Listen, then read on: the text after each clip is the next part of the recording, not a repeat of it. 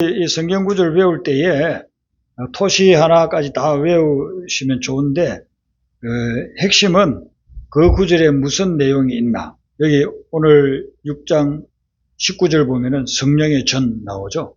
그 성령의 전이 어디서 나올까? 성령의 전이라는 게 성경에서 나오는 것 같은데 창세기인가 계시록인가. 그래 고린도전서 6장 19절. 그다음에 20절은 하나님께 영광.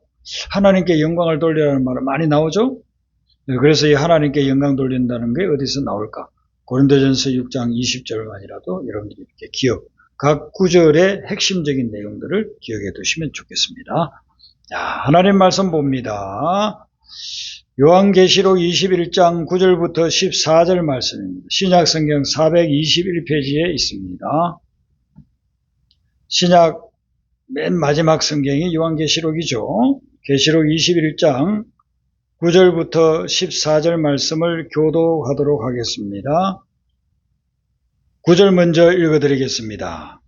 7 대접을 가지고 마지막 7 재앙을 담은 7 천사 중 하나가 나와서 내게 말하여 이르되 이리 오라 내가 신부 곧 어린 양의 아내를 내게 보이리라 하고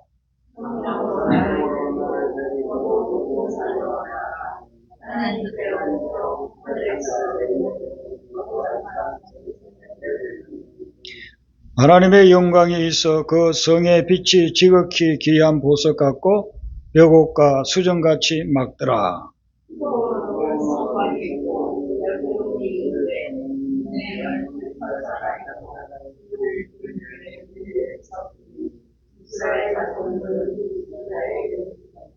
동쪽의 세 문, 북쪽의 세 문, 남쪽의 세 문, 서쪽의 세 문이니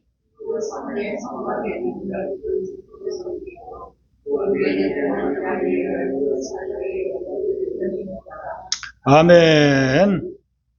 요한계시록은 어떤 면에서 아주 위험한 책이에요. 왜 그러냐면은 요한계시록을 잘못 이해하고 요한계시록의 어떤 문자나 글구 하나를 가지고 이상한 논리를 전개하면 이단이 됩니다. 그래서 이단이 된 자들 중에 20세기, 21세기는 거의 90% 이상이 종말론을 잘못 해석해가지고 그렇게 해서 이단이 된 겁니다. 요즘은 신천지가 한참 문제를 일으켰죠. 그 신천지의 이만희도 요한계시록을 잘못 해석해서 그렇습니다. 그리고 그 전에 박태선이도 자기가 이 계시록에 나오는 감람나무라 그렇게 해서 다시 오실 재림주처럼. 그리고 문선명이 통일교의 문선명이는 아직까지도 그 세력들이 많이 남아있지만은 이제는 종교 집단이기보다는 어떻게 보면은 뭐 기업체 비슷하게 그렇게 돼버렸죠. 그래도 아직 그들이 문선명을 따르는 그런 무리들이 많이 있습니다. 이들이 주장하는 것은 요한계시록에 있는 말씀을 잘못 해석해서 자기가 재림주라, 자기가 다시 오실 예수라 그렇게 주장하기 때문에 그래요. 또 종말에 대해서도 이 종말에 대한 요한계시록의 어떤 구절들을 자기 집단에 해당하는 것으로 그렇게 해석했어. 그런 결과로서 요한계시록 때문에 많은 이단들이 생겼습니다. 그래서 이 계시록은 함부로 해석하면 안 됩니다. 그래서 이걸 해석하지 않고 있으니까 또 이단들은 뭐라고 하느냐면은 그것은 기록할 당시 2000년 전에 조심할 말씀이고 지금은 때가 되어서 하나님이 그걸 열어준다는 거예요. 그렇게 해서 해석하는데 결국 들어보면은 이것은 잘못 해석해가지고 이단으로 빠지는 겁니다. 성경을 볼 때 성경은 어떤 한 구절만 가지고 보지 말고 성경 66권 전체를 가지고 봐야 됩니다. 그래서 성경으로 성경을 풀으라 하는 그런 말씀을 신학교에 가면 배웁니다. 성경 전체 맥락에서 어떤 구절을 이해를 해야지 그 구절만 가지고 이해하려고 하면은요 정반대의 이해를 할 수가 있어요. 가령 여러분들이 예언서를 읽을 때에 보석을 깨뜨려 가지고 칼을 만들어라 그런 구절이 나와요. 쉽게 말하면 농기구를 부셔 가지고 녹여서 그걸 가지고 무기를 만들어라.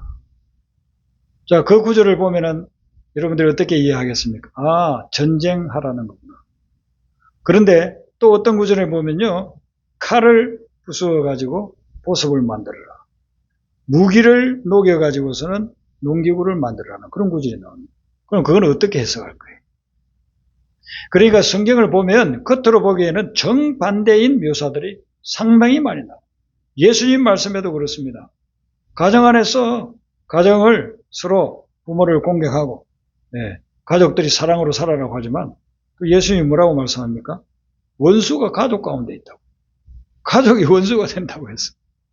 부모와 자식이, 자식과 부모가, 시어머니와 며느리, 며느리와 시어머니, 원수가 된다. 자, 이건 뭐냐 이거죠. 그래서 오늘 제가 그 모든 것을 다 설명할 수는 없지만 시간이 제한되어 있기 때문에 성경을 읽을 때 어떤 한 구절만 딱 떼가지고 그게 자 진리라고만 하면 전혀 반대의 말씀은 해석이 안 된단 말이죠. 그래서 성경 전체를 가지고 또 그 맥락에 따라서 해석을 해야 돼요. 신천지에서는 성경이 모두가 다 비유로 되어 있기 때문에 창세기 1장부터 요한계시록 22장 마지막 절까지 비유로 해석을 해야 된다. 그렇게 이야기해요. 그런데 예수님이 비유만 말했습니까? 성경이 그래요. 비유로만 말씀하셨다는 부분이 있어요. 그것은 그 말씀을 전할 때 맥락에서 비유로만 말씀하셨다는 것이지 예수님 말씀만 봐도 비유 아닌 게 많아요. 예수님 말씀에 역사적인 사실을 말씀하는 경우가 있어요. 소돔과 고모라, 두로와 시돈, 그리고 법적인 것을 이야기하는 경우도 있어요. 비유만 말씀한 게 아니에요.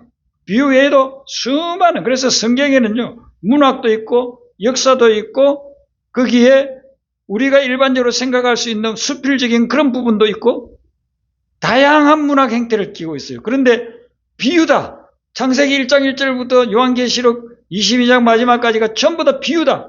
그런 정말 무지해서 그런 말을 하는 겁니다. 성경을 제대로 보고 그렇게 해석하고 연구하면은 그런 말을 할 수가 없는 것이죠. 그런데 이단들은 모든 걸 비유로 말씀하시고 비유가 아니면 말씀하지 않았다. 그 구절만 딱 가지고 성경 전체를 거기에 대입을 한다. 이런 성경을 보면 역사가 얼마나 많습니까? 우리가 역사서라고 하는 그런 열왕기상하, 사무엘상하, 역대기상하, 에스라, 느헤미야 전부 다 그것은 이스라엘의 역사예요. 역사 속에서 하나님이 어떻게 임재하셨는가 그것을 보여주는 것이 않습니까? 그래서 계시록을 볼 때에 아주 조심해서 봐야 되고 어떤 한 구절만 가지고 똑 떼가지고 자기 생각, 자기 상상을 불어넣어서 해석하면 곤란하다 하는 것입니다. 자, 제가 왜 그런 말씀을 드렸느냐 하면은 제가 주변에 이렇게 사람들을 보면 신앙생활을 오래 하고 기도도 많이 했다고 하고 다른 데로 성경을 많이 읽는다고 하는데 아주 잘못된 신앙생활을 하는 사람이 있어요. 그래서 그런 분들은 제가 오늘 드린 이 말씀을 잘 명심해 가지고 성경을 보셔야 돼요. 그래서 성경을 볼 때 그냥 내가 읽다가 이 말씀에 감동이 된다 해가지고 그걸 그렇게만 받아들이지는 말고 성경 전체가 어떻게 말씀을 하고 있는가, 그리고 역사적으로 기독교 2000년 역사에서 성경을 본 것은 어떤 건가, 여러분들이 그걸 모르니까, 그걸 연구할 시간이 없으니까 신학에서 공부한 목회자가 말씀을 전해주고 말씀을 가르쳐주는 거예요. 그래서 저 같은 경우에는요, 성경에 대해서 배우는 것만 10년을 배웠습니다. 전문가가 되려면 10년을 해야 된다고 하지 않습니까? 그래서 신학교 4년, 신학대학은 3년, 유학 가서 3년, 그렇게 해가지고 10년을 배웠어요. 그리고서는 계속 매일마다 성경을 연구합니다. 저희 집사람이 정인입니다. 한번 물어보세요. 제가 얼마나 매일 시간만 나면은 성경을 보고 성경을 연구하고 있습니다. 그런데도 제가 지금 성경을 또 보면 모르고 깨달지 못하는 부분들이 많이 있어요. 그만큼 하나님의 말씀은 오묘하고 깊이가 있는 겁니다. 성경 몇 번 읽고서 몇 개 보고서는 나는 이 성경을 갖다가 다 안다. 정말 어리석은 이단들이 그렇게 하는 겁니다. 그렇게 데려가 가지고서는요, 몇 개월 집중적으로 자기들 교리 가르쳐 놓고 성경 다 안다는 거예요. 그런 이단들을 한번 불러와 보세요. 딱 핵심적인 거, 그들이 배우지 않은 것 몇 개만 짚으면 아무 말을 못해요. 여호와의 정인, 신천지, 통일교. 저는 신천지에서 평생을 보낸 사람하고 대면을 해봤어요. 몇 가지를 질문을 하니까 답을 못해요. 그들이 사람들에게, 모르는 사람에게는요, 아주 그냥 유창하게 모든 것들을 자기 교리를 설파해가지고 마치 그것인 양 세상 말로 뿅 가게 만들어요. 그런데 그들이 알지 못하는, 그들이 연구하지 않고 가르치지 않은 부분을 가지고 딱 대입을 하면은 한마디 말도 못해요. 그래서 우리가 성경을 볼 때 성경을 전체, 66권 전체를 가지고 각 구절을 해석하도록 하라. 이 말씀을 여러분의 딱 머릿속에 명심하고 계셔야 됩니다. 자, 오늘 말씀 보면은 요한계시록 21장 9절부터 14절 말씀은 사도 요한이 밤모섬에서 본 환상 중의 일부인 것입니다. 사도 요한은 예수님의 제자 중의 제자, 수제자죠. 그래서 사도 요한이 쓴 책이 성경에 5권이잖아요. 요한복음, 요한 1서, 2서, 3서, 그리고 마지막 요한계시록. 그런데 이제 밤모섬에 유배를 당해가지고 예수 믿고 예수님 전한다고 붙잡혀가지고 그렇게 엄청난 고문을 당하다가 밤모섬이라고 하는 곳으로 지중해에 아주 고도입니다. 지금은 거기가 뭐 관광지처럼 되어 있지만 2000년 전에는 뱀이 우울했대요. 사람 살 곳이 아니었다는 것입니다. 그런 곳에다가 보냈습니다. 거기서 유배 생활을 하면서 어느 날 하늘문이 열리면서, 주일날 하늘문이 열리면서 세상에서 볼 수 없는, 깨달을 수 없는 과거와 현재와 미래를 하나님이 쫙 보여주고 그걸 받아서 다 기록해 놓은 게 요한계시록인 것입니다. 그러니까 종말에 대해서 말하려면 요한계시록을 언급하지 않고서는 종말을 말할 수가 없죠. 그런데 요한계시록은 종말에 대한 것만이 아니에요. 현재 고난 중에 있는 심령들에게 천국에 대한 소망을 주면서 인내하고 믿음으로 견뎌나갈 수 있도록 그렇게 하기 위해서 준 메시지예요. 그런데 오늘날은 이 요한계시록을 종말론에만, 거기에만 몇 년 몇월 며칠 날 온다, 누가 뭐 재림 예수다, 여기로 잘못 빠져버렸다는 것입니다. 오늘 이 말씀에서 주는 메시지는 뭐냐면요, 어떻게 하면 우리가 천국에 들어갈 수 있을까? 어떻게 하면 우리가 영원한 생명을 누릴 수 있을까? 그걸 지금 보여주는 거예요. 오늘 이 구절을 여러분들이 평소 읽을 때 의문날 수 있는 부분만 제가 간략하게 좀 점검을 해드리겠습니다. 자, 9절 하반절 보시면은요, 천사가 사도 요한을 데려가가지고 말을 하잖아요. 이리 오라. 내가 신부 곧 어린 양의 아내를 내게 보이리라. 자, 여러분, 이 구절이 뭘 의미하는 것 같아요? 여기서 신부는 누구고 어린 양은 누굴까요? 또 어린 양의 아내가 무슨 양이면 짐승인데 짐승의 아내라고 왜 표현을 했을까요? 여러분, 신부는 누구를 의미하는 것 같습니까? 또 어린 양은 누구를 의미하는 것 같습니까? 여러분, 성경을 읽을 때에 그냥 이렇게 읽지 말고 이게 무슨 뜻일까? 질문을 하면서 성경을 읽으세요. 그래야 여러분들이 성경을 제대로 파악을 할 수가 있어요. 뭐 창세기 1장 1절부터 걸리잖아요. 태초에 하나님이 천지를 태초는 언제를 이야기하는가? 하나님이 천지를 창조했다니, 보이지 않는 그분이 천지를 창조했다는 건가? 여러분들이 어떤 질문을 가지고 성경을 읽으면 거기에 대해서 해답을 찾을 수가 있어요. 자, 오늘 이 말씀에 볼 때 신부는 누구냐 이거예요. 그리고 어린 양은 누구냐 이거예요. 그래서 이걸 이제 성경으로 풀면 에베소서 5장 25절에 사도 바울이 이야기하기를 그리스도께서 교회를 사랑하시고 위하여 자기를 주신과 같이 하셨다. 그래요. 이 말씀을 남편이 아내를 사랑하기를 그리스도께서 교회를 사랑한 것처럼 사랑하라는 그 메시지 연결해서 주는 거거든요. 그래서 여기서 신부는 누구냐면 교회를 이야기합니다. 성도를 이야기합니다. 여러분 한 분 한 분이 영적으로 보면은 예수님의 신부가 된다. 어린 양은 예수님. 성경에는 어린 양 예수 우리가 찬양도 나오고 요한계시록에도 나오죠.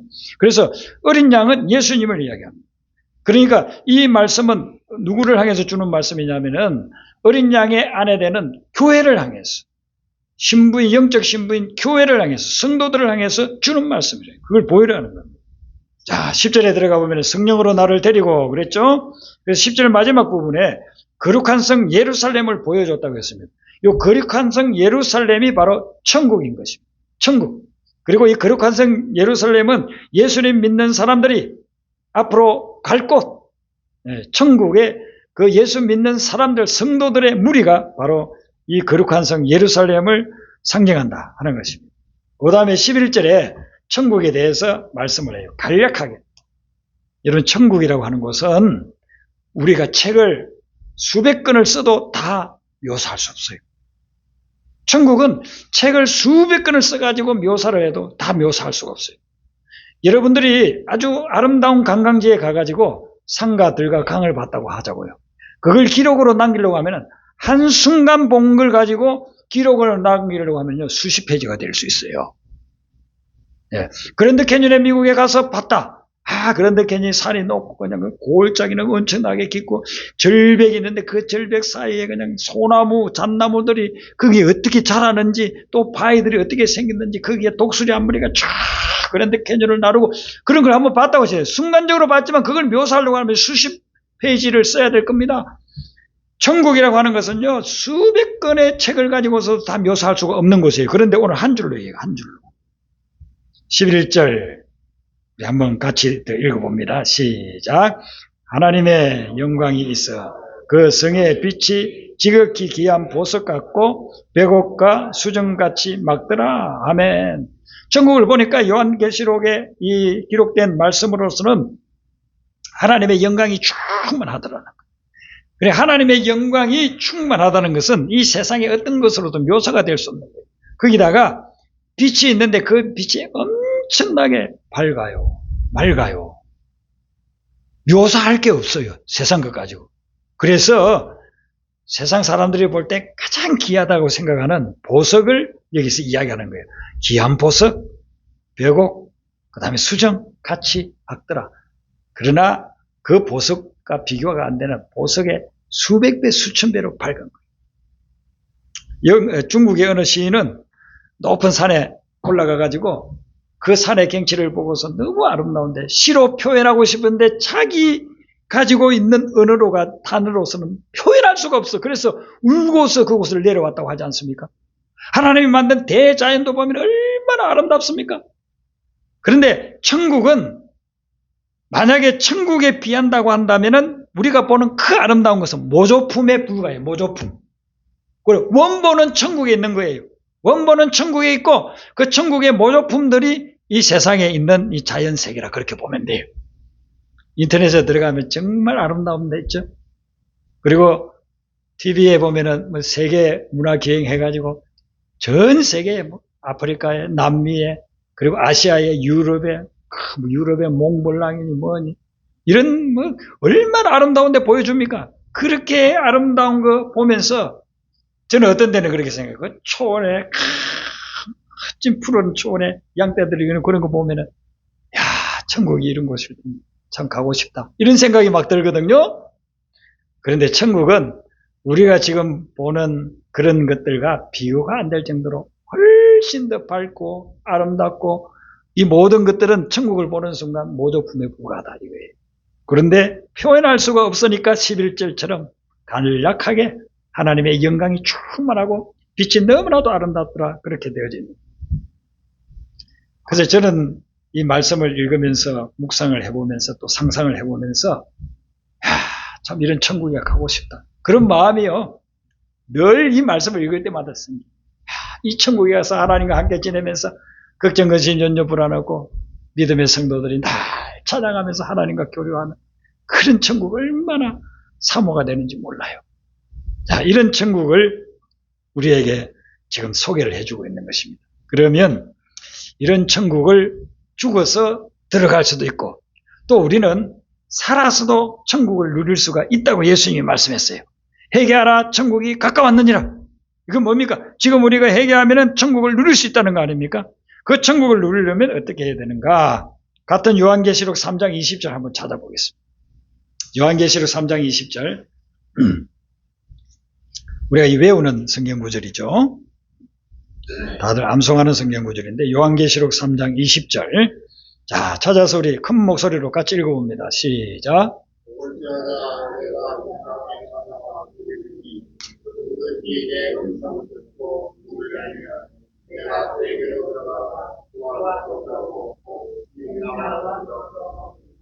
아멘. 예수님이 하시는 말씀이거든요. 예수님의 말씀이 뭐냐면요. 내가 문 밖에 서서 두드린다고.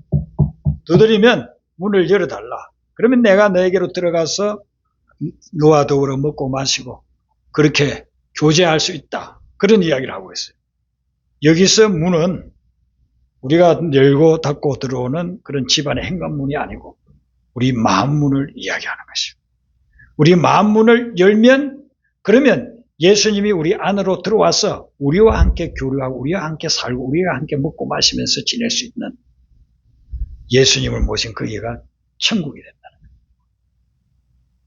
우리의 마음 문을 예수님을 향해서 열고 마음 문을 하나님을 향해서 열고 마음 문을 성령님을 향해서 열게 될 때 주님이 우리 안에 들어오셔가지고 우리에게 천국을 누리게 해주신다. 그걸 이야기하고. 그래서 우리는 하나님을 믿는 사람으로서 아침에 일어나면 항상 마음문을 하나님을 향해서 먼저 열어야 됩니다.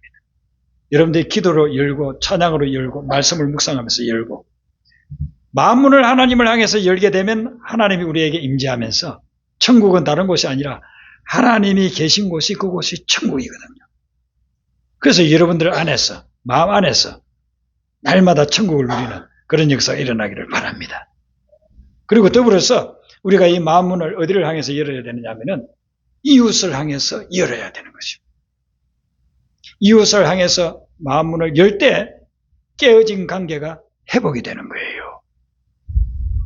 만약에 이웃을 향해서 나하고 가까이 지내는 그런 사람들을 향해서 마음문을 열지 않고 닫아놓는다고 한다면 가족이라도 거기선 지옥이 되는 거예요. 부모와 자식, 형제 사이라도 마음문을 탁 닫아놓고 열지 않고 그렇게 지내면요. 그 가정은 지옥으로 바뀌어요. 제가 우리 오아시스 교회를 개척했을 때 초기에 금요일날 그 모임을 이렇게 나누는 말씀을 나누는 그런 모임으로 가졌어요. 그러니까 나누고 나서 중보기도 같이 드리고 그렇게 했는데 그때에 저희 교회 그때 나오는 어떤 분이 자기 아는 교인이라고 하면서 우리 금요 집회 한번 데리고 오고 싶어서 왔다고 그래요. 그렇게 와서 그분이 두 분 다 권사님이었어요. 친구끼리 이제 온 겁니다. 그래서 이렇게 나누는데 한 분 권사님은 우리 그때 교인이었으니까 말씀을 자기가 이걸 읽고 어떻게 깨달았다고 어떤 걸 해야 되겠다고 이렇게 말씀을 나누어요. 그런데 그 데리고 오신 그분에게 이제 순서가 돼서 좀 말씀 나누시죠 했더니만은 자기는 말씀 안 나누겠다. 말 안 하겠다는 거예요. 그래서 무슨 사연이 있나 해가지고 그러시냐고 하고 그냥 넘어갔어요. 그 다음에 또 한 분인가 더 참석했는데 그때도 똑같이 그래요. 그래서 제가 저희 교회 나오는 그분 권사님께 물었어요. 그때 데리고 왔던 그분이 좀 무슨 마음에 어려움이 있는가요? 그랬더니만은 이분이 교회 신앙생활을 굉장히 열심히 합니다. 뭐 주일은 물론이고 새벽 기도도 가서 기도하고 수요일날 금요일날 성경 공부 주중에 또 와가지고서는 전도하러 다니고 어떤 경우에는요 옛날에 교회에 그런 분들 있었잖아요. 밤새면서 교회에서 방석 깔아놓고 거기서 밤새면서 찬양하고 기도하고 그런 분이에요. 그런 분. 그런 분인데 자녀들을 영적으로 돌보지를 않은 거예요. 돌보지 않고 교회에만 열심히 가가지고 기도하고 새벽에 가고 그리고 집에 와가지고 밥 먹고서는 그 다음에 또 낮에 가가지고 막 전도하고 성경 공부 참사하고 교회 가서만 그냥 사는 거예요. 교회 가서만 사. 자녀들이 엄마의 손길을 가장 필요로 하는 시기에 초등학교 다닐 때 중학교 다닐 때 애들을 돌보지 않고 영적으로 그들에게 하나님의 말씀을 들려주지도 않고 자기 혼자만 하나님을 향해서 열고 있는 거예요. 그래서 아들이 너무나도 거기에 대해서 상처를 받아가지고 엄마하고 말을 안 하고 말을 안 하고 30살 그때 한 30대라고 했으니까 지금은 40대가 됐을 것이고 집에서 문 탁 닫아놓고 자기 방에서 나오시라. 밥 먹을 때 밥 해가지고 가가지고 먹고 화장실 갈 때만 딱 나오고 그 외에는 이렇게 나오다가 엄마하고 부딪혀도 말도 안 하고 엄마가 말을 걸어도 답도 없고. 그러니 그 마음에 얼마나 상처가 되는, 가정이 천국이 아니고 그분이 수십 년 동안 평생을 예수 믿었으면 천국을 누려야 되는데 가정이 지옥이에요. 그런 사연을 가지고 있더라고요. 왜 그렇게 됐을까? 그런데 제가 목회를 하면서 저희 교회 교인들뿐만 아니라 다른 교회 교인들도 이렇게 만나는 경우들이 있잖아요.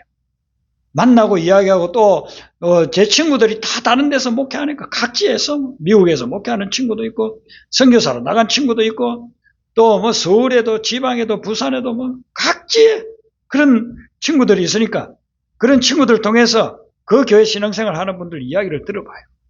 또 어떤 교회는 뭐 좋은 그런 이야기들도 많이 듣지만 정말 힘들고 어려운 그런 것들을 듣게 돼요. 한 친구는 그런 이야기를 하더라고요. 자기가 개척해가지고 목회할 때 여자 한의사인 집사님이 자기 교회에 왔대요. 자기 교회에 와가지고 그렇게 신앙생활을 하는데 아주 열심히 해요. 또 한의사니까 그때만 해도 한의원이 잘 돼가지고 교회에 마저 봉사도 많이 하고 헌신도 하고. 그랬는데 정말 충격적인 말을 하더라고요. 그분이 우울증이 너무 심해가지고 자기 아이를 죽였대요. 어떻게 그럴 수 있냐. 교회가 그렇게 열심히 나오고 교회 그렇게 열심히 해서 섬기고 봉사하고 그랬는데 어떻게 그 우울증 때문에 그걸 치료를 못 받아가지고 자기 아이를 죽여가지고 자기 충정가 어디 뭐 교도소, 여자들 있는 교도소가 있고 그게 갇혀 있는데 그게 신방을 자기가 정기적으로 가면 정말 눈물 많이 흘렸대. 하나님 어떻게 이럴 수 있어? 교회를 안 나온 사람들은 꽤 열심히 그렇게 했는데 어떻게 해서 이럴까요?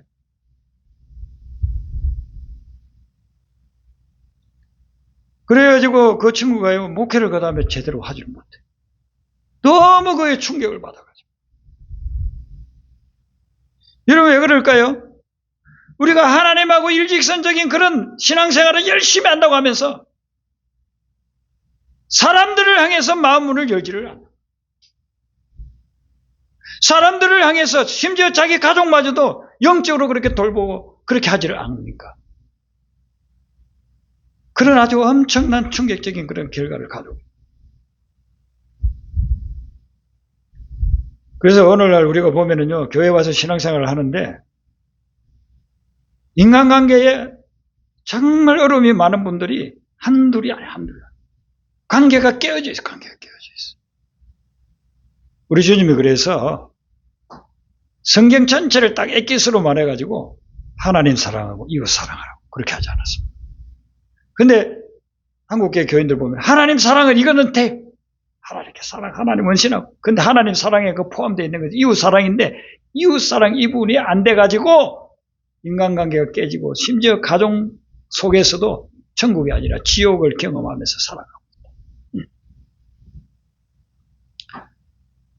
사람을 향해서도 내 마음 문을 열어야 됩니다. 그 마음 문을 열어야 그래야 거기에 성령이 임재하시면서 관계 속에서 천국을 누리게 하신다 하는 것입니다. 신앙생활 열심히 오래 하는데 원수가 주변에 많아가지고 원수 관계 속에서 계속 살아간다. 나는 마음을 여는데 저 사람이 마음을 열지 않아서 그럴 경우는 어쩔 수 없어요. 그럴 경우는 어쩔 수 없지만은 내 스스로가 마음문을 탁 닫고 그 사람을 원수 취급 계속 하면서 살아간다고 한다면 절대로 천국 누릴 수 없습니다. 천국은 절대로 누릴 수 있는 것이 아니에요. 주님께서 내가 문을 두드리고 있으니까 네 마음문을 열어라. 이것은 주님을 향한 마음문과 더불어서 이웃을 향한 마음문도 열어라는 것이죠. 그렇게 열 때 하나님께서 예배는 이 요한계시록에 나오는 천국을 우리는 미리 여기에서 맛볼 수가 있다는 것입니다. 천국은 죽어서만 가는 곳이 아니에요. 많은 사람들이 생각하기를 죽어야 천국 간다. 죽어야 천국, 죽음 이후에 천국 간다 생각하고 좀 그게 아니에요. 예수님 말씀하신 것은 죽음 이후의 천국이 아니고 내가 여기에서 지금 여기에서 천국을 누리라. 오늘 우리가 412장 찬송 부르었잖아요. 평화로다 하늘 위에서 내려오네 그랬습니다. 하늘 문이 열리면, 내 마음을 열고 하늘 문을 열리면 그 평화가 하늘에서 나에게로 내려온다는 것입니다. 사냥을 하는 사람들이 요즘은 뭐 총으로 이렇게 사냥을 하지만 옛날에 총이 없을 때는요, 함정을 파둡니다. 거의 한 3미도 옵니다. 짐승들이, 산짐승이 자주 다니는 그곳에다가 밑에 함정을 쫙 파서 3미터, 4미터만 파도 웬만한 짐승 올라오지 못합니다. 그 앞에다가 짐승이 좋아하는 거 먹이 이렇게 쫙 뿌려놓으면요, 그거 먹으러 왔다가 함정에 푹 빠지는 거예요. 그러면 그 함정에서 자기가 아무리 뛰고 해도요, 3, 4미터 뛰어서 나올 수가 없어요. 그때 나올 수 있는 방법은 다른 게 아니에요. 위에서 끄집어내줘야 나올 수 있는 거예요. 근데 오늘 우리가 인생을 살아나가는데 내가 아무리 뛰어도, 아무리 있는 힘을 다해서 뛰어도 나갈 수 없는 깊이에 함정에 빠져서 살아가고 있는 사람들이 너무너무 많다는 겁니다. 내 힘으로는 아무리 뛰어봐도 그것을 나갈 수가 없어요. 위에서부터 하나님의 손이 내려와야 돼요. 하나님의 손이 내려와야, 그래야만 나를 거기에서 끄집어내 줄 수 있어요. 하늘문이 열린다는 것, 하나님의 도움의 손길이 나에게 임하는 겁니다. 그래서 여러분들이 늘 마음을 하나님을 향해서 여시기를 바랍니다. 하나님을 향해서 열어야 돼요. 우리가 신앙생활을 하다 보면요, 이게 매너리즘에 빠지는 겁니다. 습관적으로 기도하고, 습관적으로 성경 펴고, 읽으면서 생각은 다른 데가 있고, 습관적으로 교회는 나오는데 하나님을 향해서 마음은 열리지 않고 습관적으로 그렇게 할 수 있습니다. 그게 예수님이 왔을 때 그 전문가들이 누구냐면 바로 바리새인. 습관적으로 성전에 가고, 습관적으로 금식하고, 습관적으로 안 하면은 찜찜하니까 성경 펴보고, 그렇게 신앙생활 했던 사람들이 바리새인이에요. 예수님이 질타를 하는 겁니다. 너희들처럼 그렇게 습관적으로 생명 없이 하나님을 향해서 문을 열지 않고 습관적으로만 하는 죽은 것과 같은 신앙 버리라고 그렇게 도전하지 않습니다. 이번 한 주간 동안의 삶을 살면서도 여러분들은 순간순간 하나님을 향해서 문을 여시길 바랍니다. 그 문을 열고 여러분들이 마음 문 열 때 거기에 들어오시는 예수님 모시고 천국을 누리는 삶이 되시기를 바랍니다. 우리 찬송 부릅니다. 오늘은 마지막 찬송을 부르겠습니다.